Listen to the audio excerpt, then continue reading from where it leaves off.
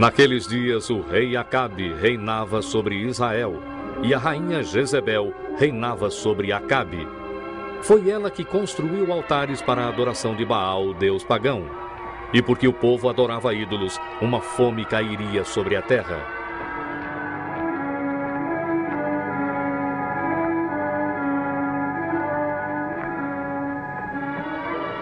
Viva o Senhor Deus de Israel, a quem eu sirvo. Que nestes anos nem orvalho nem chuva haverá, senão segundo a minha palavra.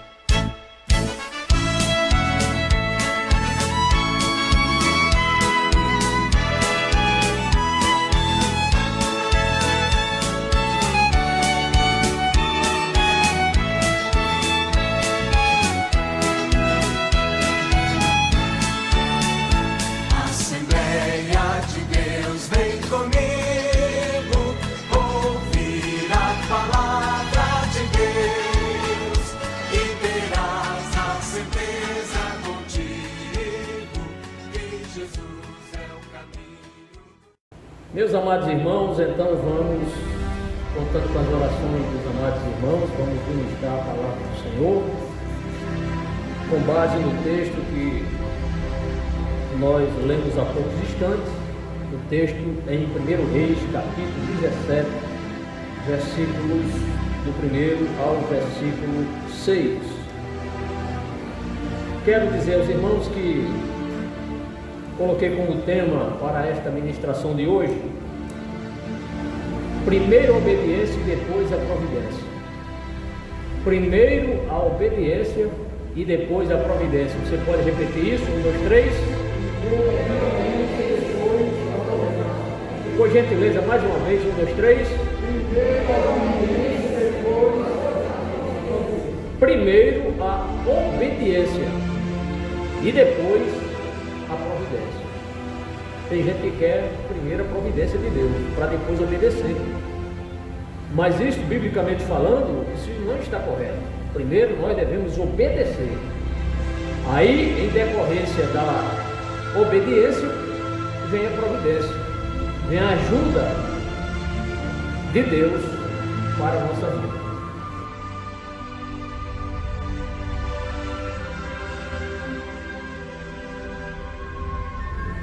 Mas eu gostaria de, como introdução, quero dizer aos nossos queridos irmãos, que em qualquer circunstância da nossa vida, Deus ele deve receber a nossa adoração,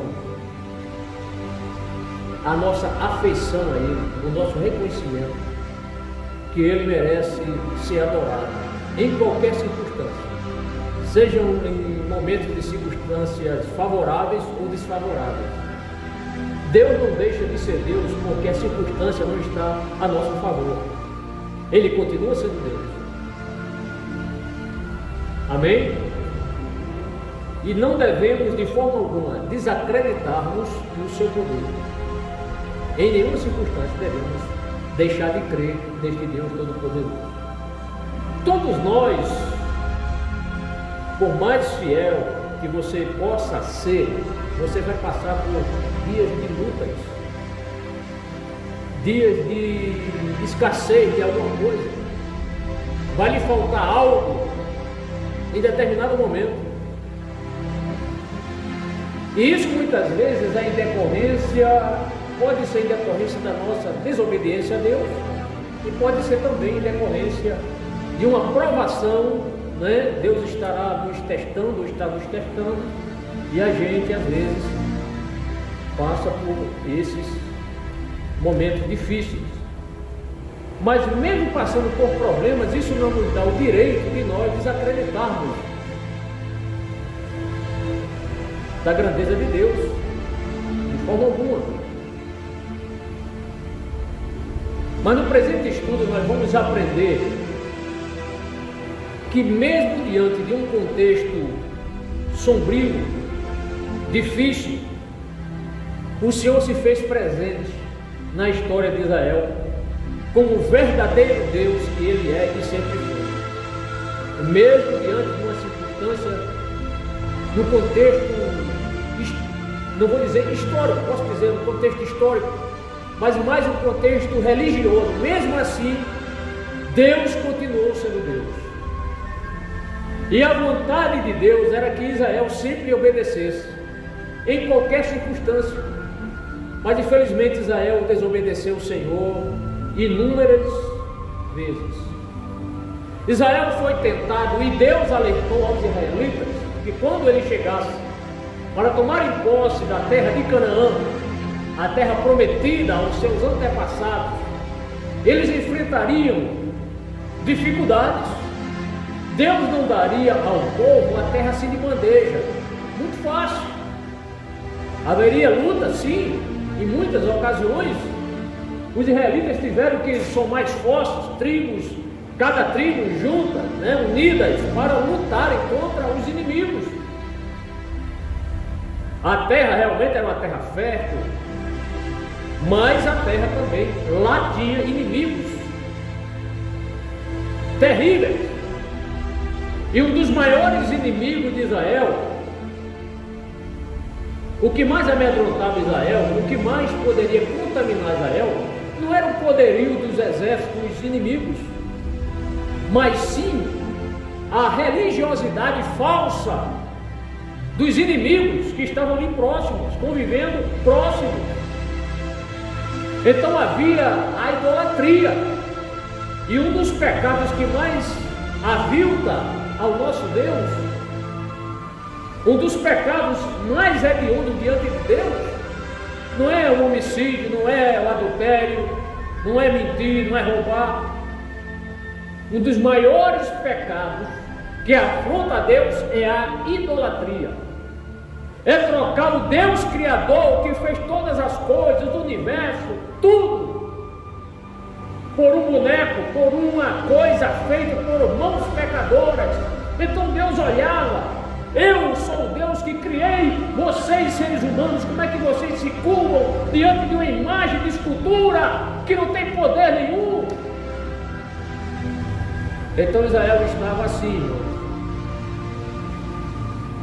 Este estudo tem 3 tópicos. O primeiro tópico, o contexto religioso da época de Onri, pai de Acabe.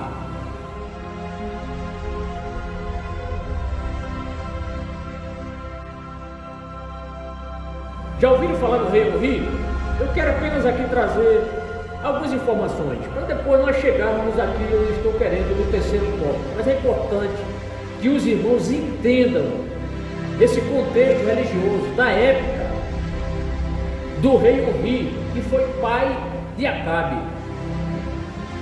Israel estava numa total queda espiritual, estava em decadência, caído espiritualmente. Tudo por quê? Tudo porque começou ali, aliás, não foi através ou por meio de Acabe que foi introduzida a idolatria em Israel, muito antes. Vou falar isso aqui, desde a época dos juízes, podemos assim dizer. Então Israel estava num contexto religioso sombrio, e esta idolatria ela só se agravou mais depois que houve a ascensão do reinado de um homem chamado Jeroboão, conhecido como Jeroboão I, porque houve 2. Jeroboão I foi quem realmente começou, através do reinado deste homem, Jeroboão, a oficializar a idolatria em Israel. Já havia, mas aquela idolatria velada, parcial, que ocorreu em alguns momentos. Depois Deus levanta alguns homens e aquela idolatria foi encerrada, acabada. Mas quando Jeroboão assumiu o reinado de Israel, depois do cisma, a divisão entre reino de Judá e reino de Israel, Jeroboão inaugurou a idolatria oficial. E depois veio a dinastia de Onri. No reino de Israel, os irmãos sabem que houve, depois da morte de Salomão, o reino se dividiu. 10 tribos do norte, seguiram Jeroboão. E a tribo de Judá, junto com a pequena tribo de Benjamim, continuou debaixo da dinastia de Davi. Mas chegou a época do rei Onri, que foi pai de Acabe. Ele construiu numa colina uma cidade a quem deu o nome de Samaria. Foi Onri que comprou uma terra, uma colina, e colocou o nome ali daquele local de Samaria. A partir da inauguração da cidade, ele começou a reinar em Samaria. Então, Samaria foi a capital dos reis de Israel, e Jerusalém a capital dos reis de Judá. Estão entendendo? Prosseguindo. Mas Onri, o que fez Onri? Onri andou nos caminhos de Jeroboão, filho de Nebate. Os irmãos têm uma ideia? Jeroboão, ele, quando assumiu o poder, ele não permitiu, ou ele não queria que as pessoas das tribos do norte, ou quando eu falar tribo do norte, entenda como o rei de Israel, eles não subissem a Jerusalém para adorar a Deus no templo. Por quê? Porque ele queria o povo lá, no reino do norte. O que é que ele fez? Ele foi e mandou que se fizesse 2 bezerros e colocasse um em Dan, lá na parte norte, na fronteira já ali norte, no final de Israel, e outro bezerro em Betel, já próximo aqui, a divisa com Judá, para que o povo pudesse ou subir lá para Dan, ou descer a Betel, para adorar bezerro de ouro. Veja só como este rei estava comprometido com a idolatria, para que o povo não fosse até o templo para adorar o Senhor, não participasse das festas que o Senhor estabeleceu. Então veja como estava o quadro degradante, espiritualmente falando. Os irmãos estão entendendo? Amém. Então Onri, o que Onri fez? Andou nos caminhos de Jeroboão, filho de Nebate, isto é, tornou-se idólatra. Vamos aqui a um breve relato do reinado de Onri. Está com a sua Bíblia aberta? Abra sua Bíblia no capítulo 16, versículos 25 e 26. O que é que diz a palavra do Senhor? Aqui diz a palavra: Onri, porém, fez o que o Senhor reprova, e pecou mais do que todos os que reinaram antes dele. Andou nos caminhos de Jeroboão, filho de Nebate, e no pecado que ele tinha levado Israel a cometer, e assim com os seus ídolos inúteis, provocou a ira do Senhor, o Deus de Israel. Então vocês estão vendo aí os 2 versículos, capítulo 16, versículo 25 e 26, que demonstra enfaticamente a idolatria de Onri. E quando o texto diz que ele era idólatra, que ele andou nos caminhos de Jeroboão, filho de Nebate, e no pecado que ele tinha levado Israel a cometer, o texto mostra que Onri foi pior do que esses reis que reinaram antes dele. Quando o texto na parte A diz: Onri, porém, fez o que o Senhor reprova, e pecou mais do que todos que reinaram antes dele. Aí eu fui pesquisar. Eis aqui a lista dos reis que foram antes de Acabe. Aqui mostra Jeroboão, não é? Nadab, Baasa, Elá, Zirri e Tibni, ou então na ordem inversa: Tibni, alguns falam Tibni, Zirri, Elá, Baasa, Nadab e Jeroboão. Então vamos aqui, 6 reis. Os 6 reis antes de Onri, incluindo Jeroboão, Onri foi pior do que todos esses reis. Então, homem idólatra. Onri reinou de 885 a 874 a.C., isto é, aproximadamente por 12 anos ele reinou. Por que estou dizendo isso?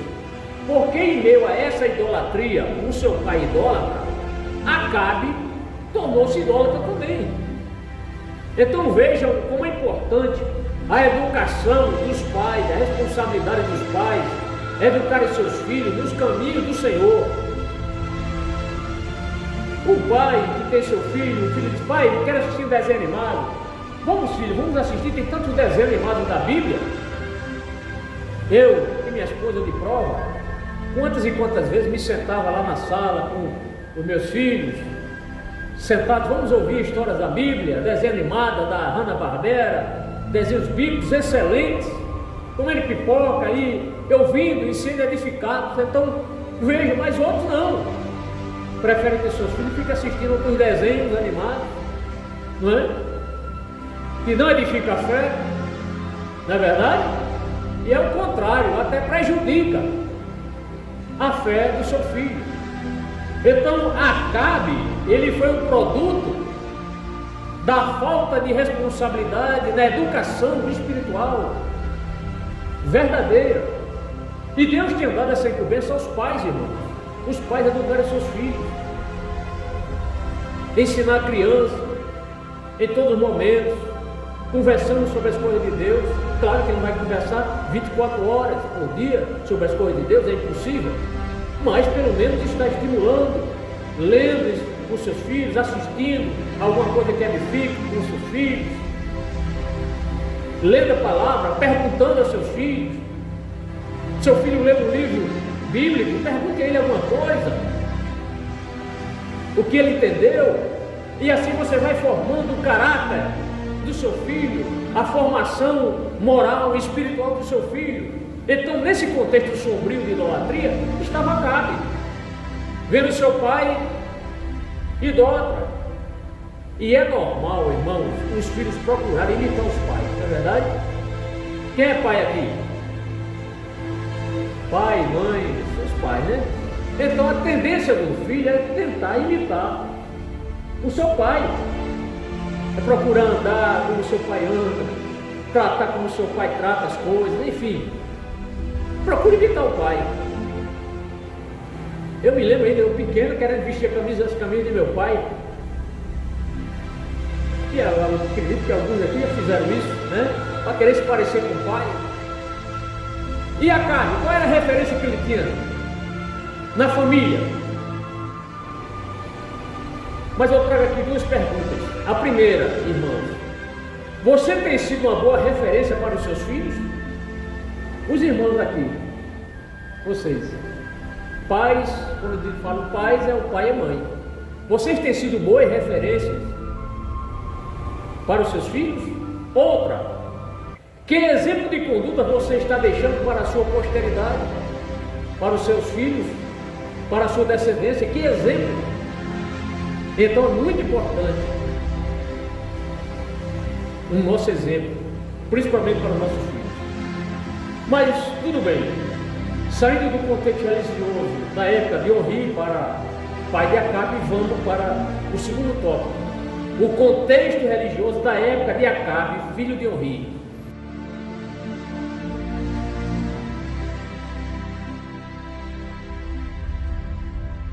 Agora inverteu as coisas, né? Antes era o contexto religioso da época de Onri. Agora é o contexto religioso da época de Acabe, filho de Onri. Então Acabe, filho de Onri, tornou-se pior do que o pai dele. Alguns exemplos na Bíblia a gente vê.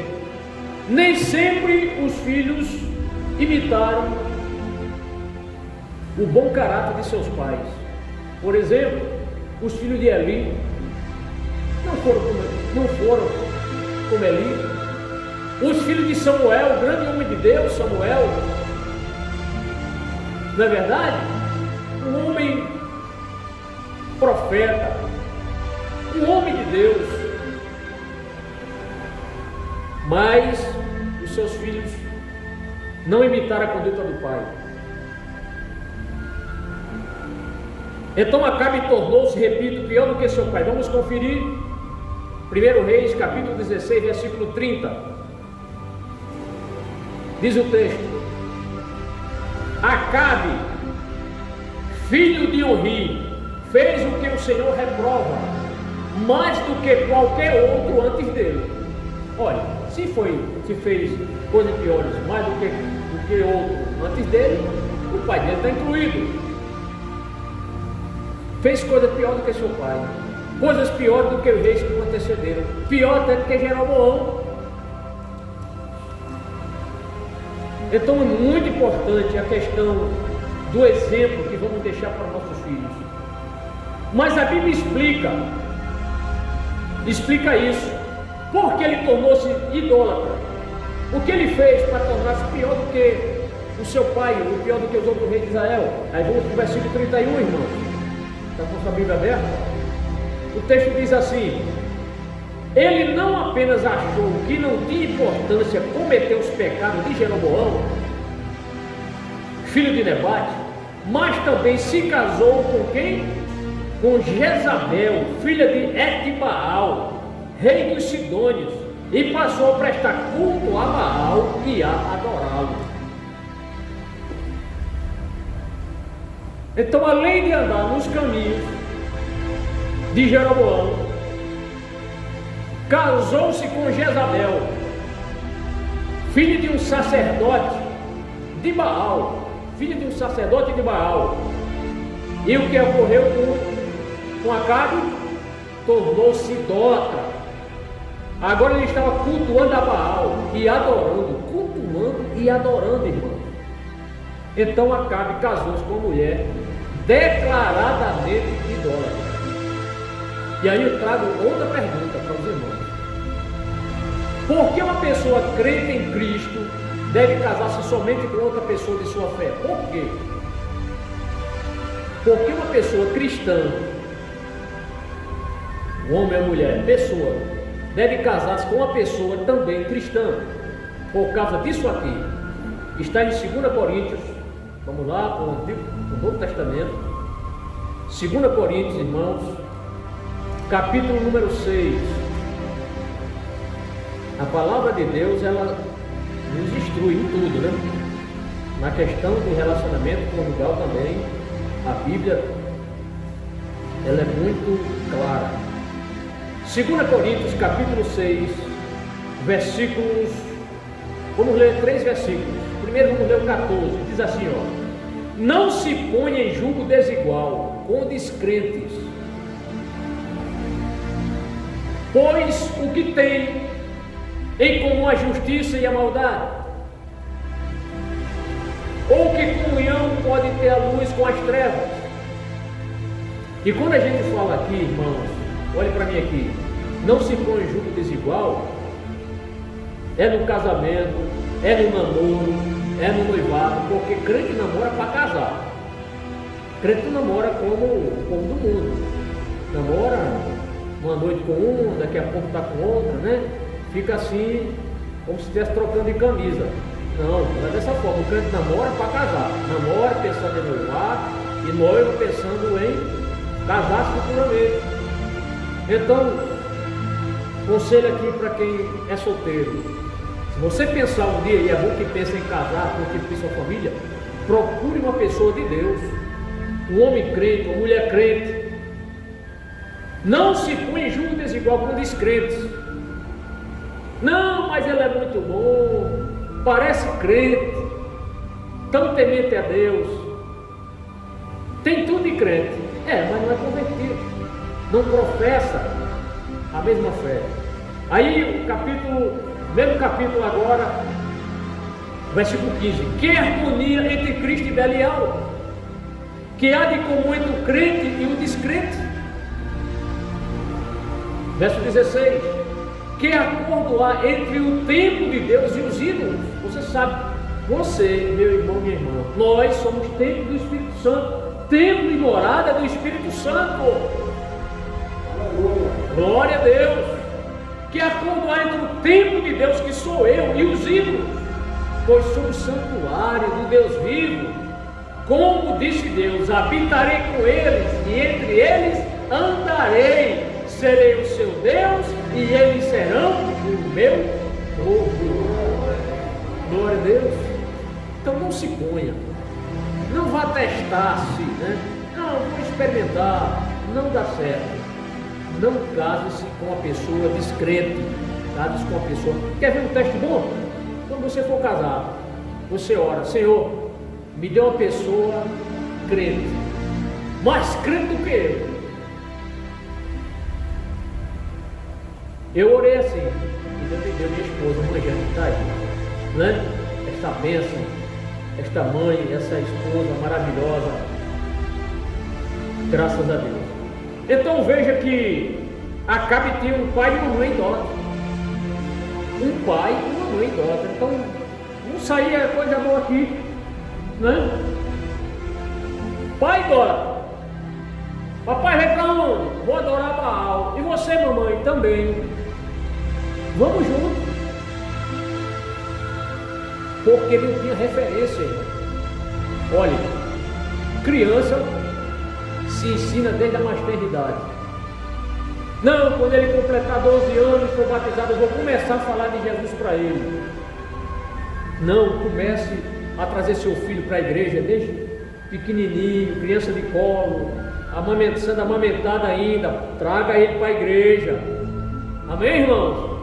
Criança que é educada pelos pais, não fica correndo na igreja, não fica correndo para lá e para cá, dando trabalho aos obreiros. Menino, esse menino fica quieto, não, ele se comporta. Por quê? Porque foi ensinado.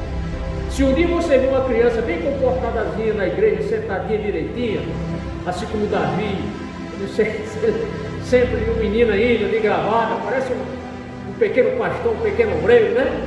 Porque está sendo bem ensinado, né? Foi bem ensinado, bem conduzido, bem orientado.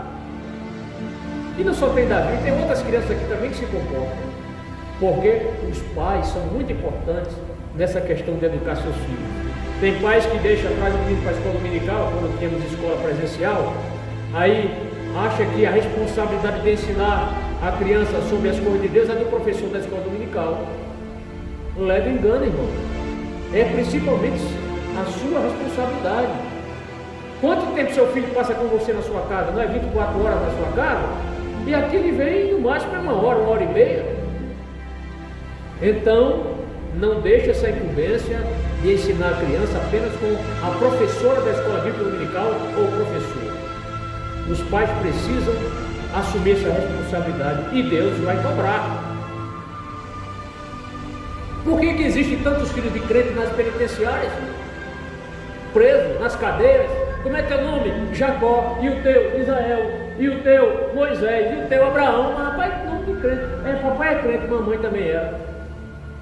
Mas rapaz, como é que você foi parar aqui? É porque ele... E por culto também nem me chamaram. Não me incentivou a ir para os cultos. E aí me enturmei com gente que não presta e está aqui hoje. Isso acontece ou não, irmão? Acontece ou não? Lógico que acontece.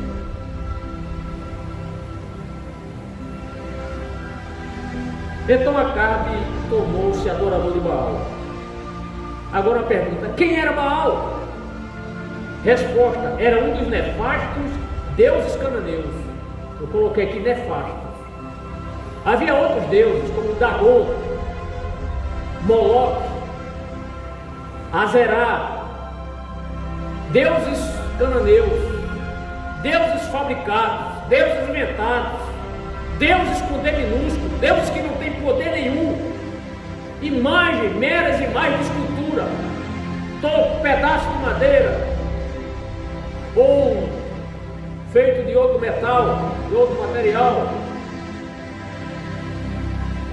Mas um detalhe importante: mas o culto a Baal, irmãos, não foi introduzido em Israel nem por Acabe, nem por Jezabel. O culto a Baal não foi trazido para Israel nem por Acabe e nem por Jezabel. Essa prática da idolatria já havia desde a época dos juízes. Vamos conferir? Juízes capítulo 2. Juízes, depois de Josué, né, irmão? Tem Juízes capítulo 2, amados. Juízes capítulo 2, versículo 11. Quem encontrou, diga amém. Diz o texto, estou lendo na NVI: então os israelitas fizeram o que o Senhor reprova e prestaram culto aos Baalins. Versículo 12: abandonaram o Senhor, o Deus dos seus antepassados, que os havia tirado do Egito, e seguiram e adoraram vários deuses dos povos ao seu redor, provocando a ira do Senhor. Versículo 13: abandonaram o Senhor e prestaram culto a Baal e a Astarote, deuses cananeus. Então, desde a época dos juízes. Mas eu gostaria, irmãos, de ler os versículos 6 a 10 desse texto que nós lemos. Vamos ler? Lendo isso aí, a gente sempre vê, quando havia um líder de referência, o povo obedecia. Aí quando o líder morria, o povo voltava às práticas idolátricas.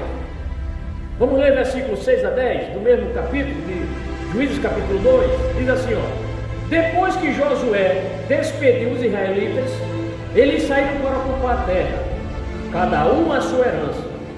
O povo prestou culto ao Senhor durante toda a vida de Josué e dos líderes que sobreviveram a Josué e que tinham visto todos os grandes feitos do Senhor em favor de Israel. Versículo 8: Josué, filho de Nun, servo do Senhor, morreu com a idade de quantos anos? 110 anos. Foi sepultado na terra de sua herança, em Timnat-Heres, nos montes de Efraim, ao norte do monte Gaás. Aí ó, versículo 10. Veja que notícia triste. Depois que toda aquela geração foi reunida aos seus antepassados, surgiu uma nova geração, irmãos, que não conhecia o Senhor e o que ele havia feito por Israel.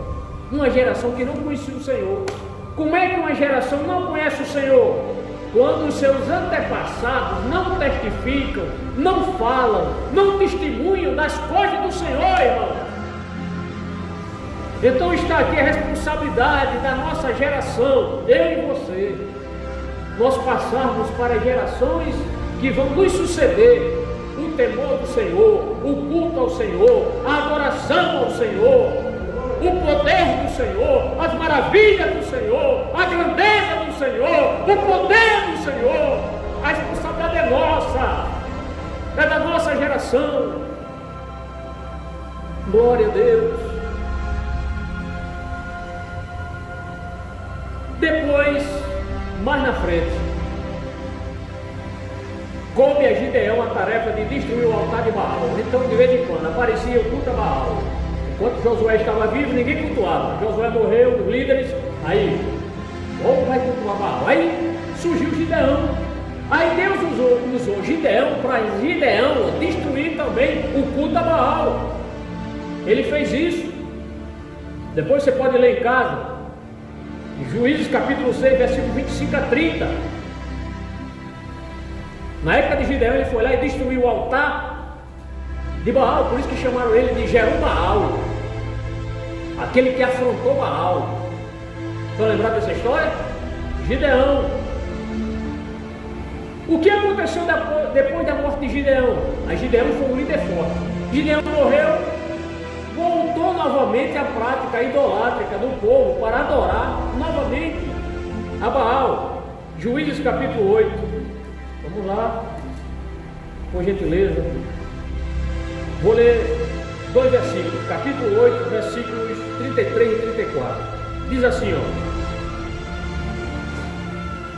logo depois que Gideão morreu, os israelitas voltaram a prostituir-se com os Baalins, cultuando-os. Ergueram Baal-Berite como seu Deus, e não se lembraram do Senhor, o seu Deus, que os tinha livrado das mãos dos seus inimigos em redor. Então era isso. O líder era forte, não havia culto a Baal. O líder morria, voltava novamente às práticas idolátricas. Agora surgiu Gideão, aboliu o culto a Baal. Morreu Gideão, voltou novamente às práticas idolátricas. Mas deixe-me dizer aqui uma coisa. Aí surgiu Samuel. Somente na época de Samuel foi que o culto a Baal foi extinto. Na época de Samuel, aí foi extinto o culto a Baal. Querem conferir? 1 Samuel. Bíblia tem que... Estudo bíblico tem que ler a palavra, né, irmão? 1 Samuel, capítulo 7, versículo 4. Assim os israelitas se livraram dos balins e dos postes sagrados e começaram a prestar culto somente ao Senhor.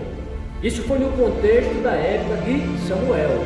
Então, na época de Samuel, o culto a Baal, que tinha sido novamente antes de Samuel, desde Gideão, da morte de Gideão para frente, o culto a Baal voltou, mas graças a Deus que Samuel foi um homem de Deus ousado e corajoso e aboliu de vez o culto a este nefasto Deus chamado Baal. Então, durante muito tempo, Israel não cultuou Baal, não cultuou.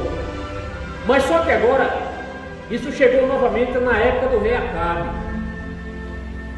Então, na época de Acabe, por isso que Acabe foi um dos piores reis, porque a partir dele foi introduzido ali o culto novamente, que tinha anos atrás tinha sido abolido. Ele agora volta novamente com este culto. E aqui eu preciso ler com os irmãos 1 Reis, capítulo 16, versículo 32, por gentileza. 1 Reis, capítulo 16, versículo 32, que diz o seguinte: no templo de Baal, que ele mesmo tinha construído em Samaria, Acabe ergueu um altar para Baal. Então está aí a prova em contexto de que Acabe introduziu o culto, reintroduziu o culto a Baal, o baalismo, né? Assim conhecido. E agora chega o terceiro tópico. Deus começa a agir contra o baalismo.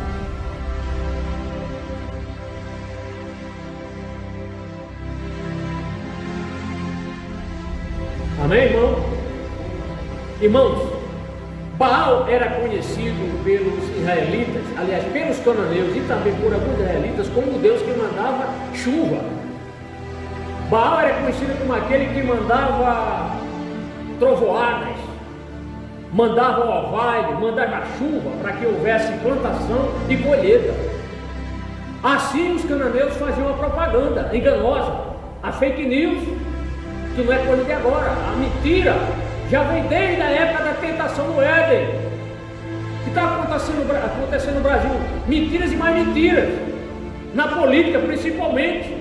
Tanta mentira, tanta desunião, o mal querendo vencer o bem, mas em nome de Jesus o bem vai prevalecer. Glória a Deus, porque Deus está do lado da verdade. E a igreja ora para que o Brasil seja uma nação mais feliz, uma nação que professa que o Senhor é Deus aqui, e não os Baals, os Acerais, os Dagões aí, da esquerdalha. Então, para os cananeus, Baal era quem enviava o orvalho, a chuva, para que houvesse plantio e colheita. Então, para mostrar, aí é que entra a importante figura de Elias. Aí Elias, para mostrar que Baal não era o Deus que mandava chuva, que mandava orvalho, que mandava tempestade, ele desafiou o rei Acabe. Ele quis mostrar, e Elias foi levantado por Deus para mostrar de vez que Acabe não é nada. Acabe não vale nada, não tem poder nenhum. E agora chega o homem de Deus diante do rei Acabe. 1 Reis, capítulo 17, versículo 1. Ora, Elias de Tisbe, em Gileade, disse a Acabe, ele diante do rei, não se amedrontou pela posição do rei. Ele disse: juro pelo nome do Senhor, o Deus de Israel, a quem sirvo, que não cairá orvalho nem chuva nos anos seguintes, exceto mediante a minha palavra. Ele estava dizendo, sabe o quê? Eu sou servo de Deus, quem manda chuva não é Baal, quem manda chuva é o Deus de Abraão, de Isaac e de Jacó. Aleluia!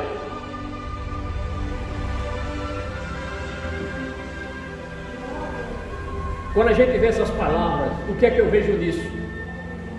Fé inabalável no Senhor. O momento aqui era de perseguição. Jezabel era uma mulher perseguidora, não gostava de crentes. Assim como o comunismo, o socialismo quer se instalar aqui no Brasil, não gosta de crentes, não gosta de Deus, não gosta da palavra. Mas ela gostava de quê? De idolatria, de culto falso. Gente mentirosa nunca vai gostar da verdade, vai sempre querer a mentira. Fé na palavra do Senhor. Mas Elias sabia quem servia. Oh, glória a Deus. Você sabe a quem você serve? Eu sei a quem eu sirvo. Você sabe a quem você serve? O Deus que você serve é poderoso? É.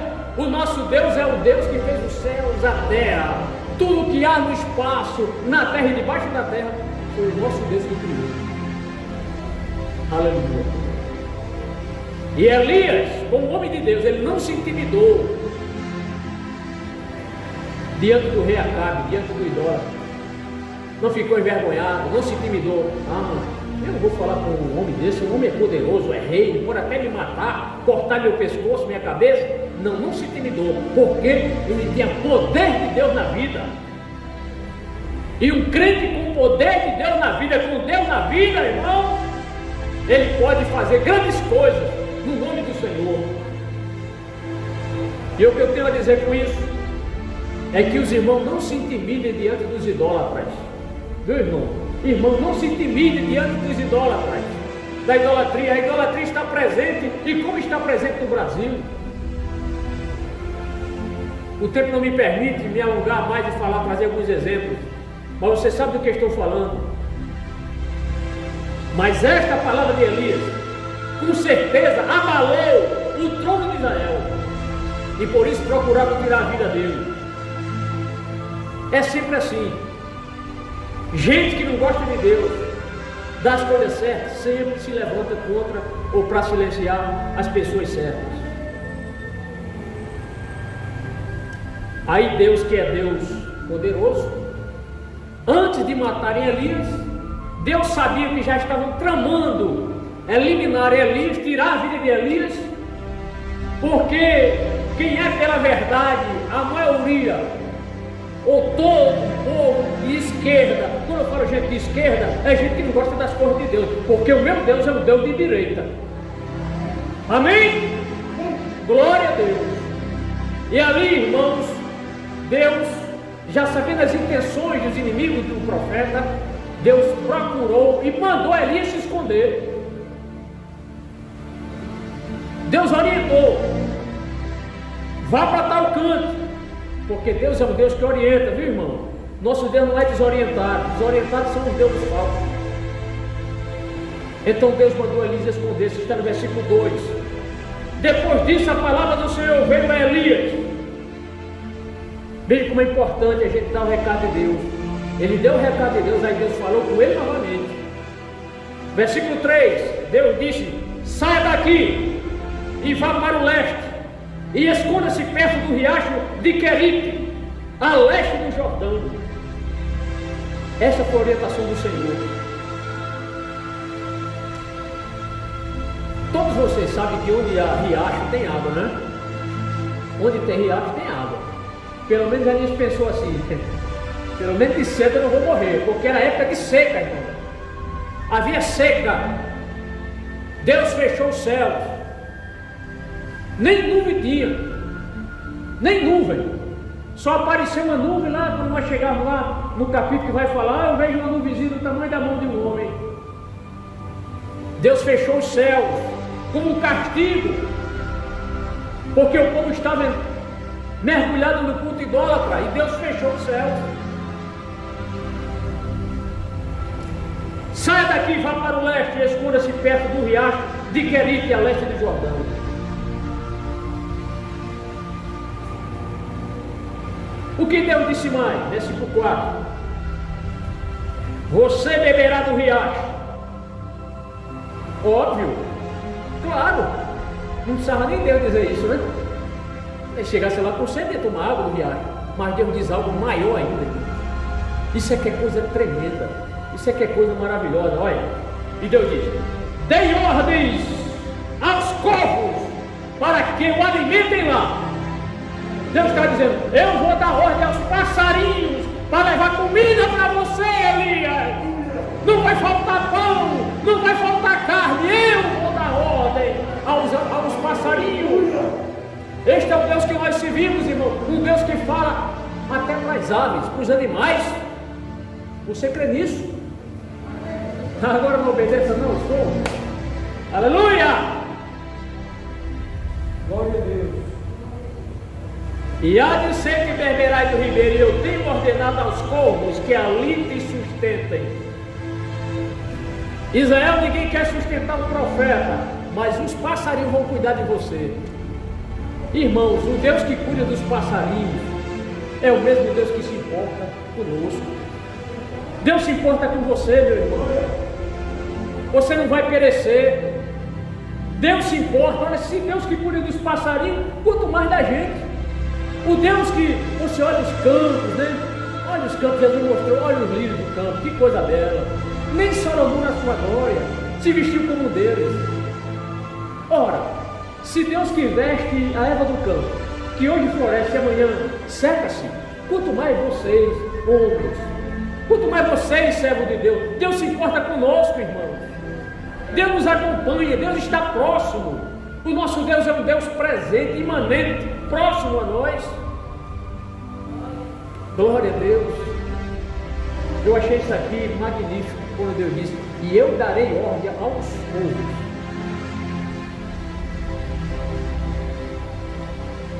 Deus se responsabiliza quando nos manda fazermos algo em sua obra.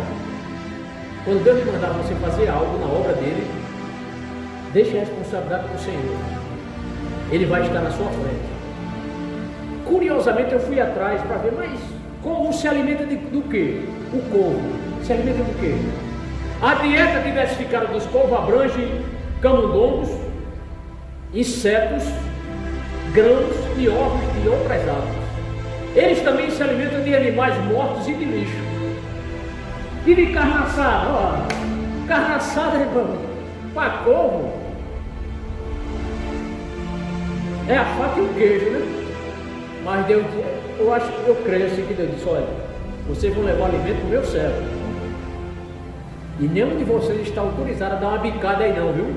O pão tem que chegar lá inteirinho. A carne tem que chegar lá, ó, inteirinha, viu? Não coma não. Não coma não, né? Isso é que é Deus, irmão. Imagina que eles comem faminto. Não, mas eu vou obedecer ao meu Deus. Ele mandou levar para Elias, ó, atenção colegas corvos, eu penso assim, atenção colegas corvos, vamos levar tudo, hein? Ninguém dá uma bicada em nada, é Deus que falou conosco, vamos cumprir a tarefa do rei, do universo, vamos levar comida. E chegava lá, comida lá para Elias acordava, estava lá o pão e estava lá a carne, e de tarde, pão e carne e água fresca, irmãos. Isto é Deus, esse é o Deus que eu sigo e que você serve. Bendito seja o nome do Senhor. E já finalizando, irmãos, por causa do horário. Muitos irmãos querem ser abençoados para só depois obedecerem. Vou repetir porque isso é muito importante. Muitos irmãos querem ser abençoados para só depois obedecerem. Mas Elias primeiro obedeceu. Tá. Versículo 5, vamos ler? 1 Reis 17, verso 5. Foi, pois, o Senhor determinou, né? Vá lá para a torrente, fique lá. Foi, pois, e fez conforme a palavra do Senhor, porque foi e habitou junto ao ribeiro de Querite, que está diante do Jordão. Veja a obediência. Se ele não tivesse ido, Senhor, mas Senhor, o Senhor vai mandar povo, minha comida não vai chegar lá nunca. Eles vão comer. Mais que nada, obedeceu, porque creu no Senhor. Como é importante a gente crer no Senhor, e depois é que, né, vem a bênção em decorrência da obediência. Então, parecia que ali estava muito bem servido, né? Vejamos, versículo 6. E os corvos lhe traziam pão e carne pela manhã, como também pão e carne à noite, e bebia do ribeiro. Amém, irmãos? E para concluir, irmãos,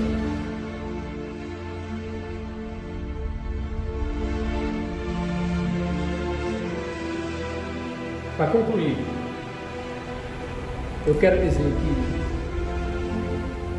se nós obedecermos ao Senhor, Ele estará sempre, e Ele tem um prazer sempre em nos abençoar. Que sigamos esse exemplo de Elias, o exemplo da obediência. A gente sabe que Elias passou por muitos desafios, mas ele foi obediente. E o que ocorreu no final da sua vida? Ele foi para a glória. Subiu, não passou pela morte. Teve esse privilégio, que privilégio maravilhoso, irmão. Ir para o céu sem primeiro ter morrido. Né? Que exemplo. Mas porque ele obedeceu. E se nós também obedecermos, no dia do arrebatamento da igreja, nós também seremos transportados para o céu. Estamos diante de uma pandemia, de um problema sério, grande, mas Deus está no controle de todas as coisas. E eu repito isso, já disse inúmeras vezes, que isso foi permitido pelo Senhor.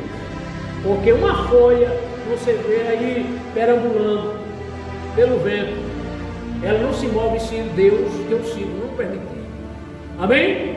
Então Deus está no controle da minha vida e na sua, e na vida da igreja também. Vamos ficar em pé e vamos agradecer ao Senhor por esta porção ensinada da sua palavra. Amado Deus, Senhor, nós vimos aqui, Senhor, os grandes males que o baalismo trouxe para teu povo ali em Israel. Senhor, como tu cuidaste daquele povo, levantaste homens tementes a ti, que procuraram, Senhor, exterminar, por fim, ao culto idolátrico, ao baalismo, Senhor. Mas, Senhor, sempre havia idólatras ali, sempre pessoas rebeldes se levantavam, Senhor, contra o verdadeiro Deus e estimulando, Senhor, o culto a Baal.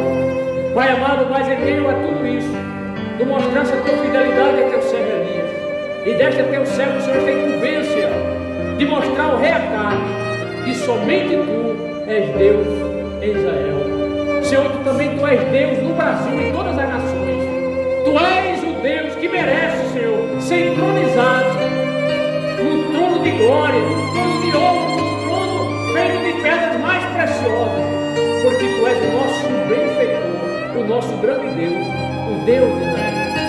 Abençoe-nos, Senhor, fortaleça a fé de cada irmão aqui nesta noite, para que possamos, diante das dificuldades, não nos esmorecermos na fé, mas continuarmos a te servir em qualquer circunstância. É o que nós te pedimos no maravilhoso nome do Senhor Jesus Cristo. Amém. A graça do Senhor Jesus Cristo, o amor de Deus nosso Pai, a comunhão e as consolações do Espírito do Senhor esteja para sempre com esta amada igreja, hoje e para sempre. Amém. Então o Senhor falou com Elias, dizendo: Vai-te daqui e esconde-te junto ao ribeiro de Carite. Tu beberás do ribeiro, e eu tenho ordenado aos corvos que ali te sustentem. E assim, obedecendo ao Senhor, Elias deixou rapidamente o palácio.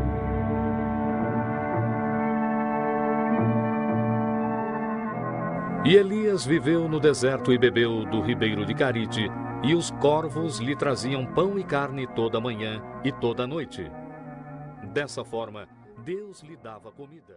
Elias do Carmelo orou com insistência a Deus, curvado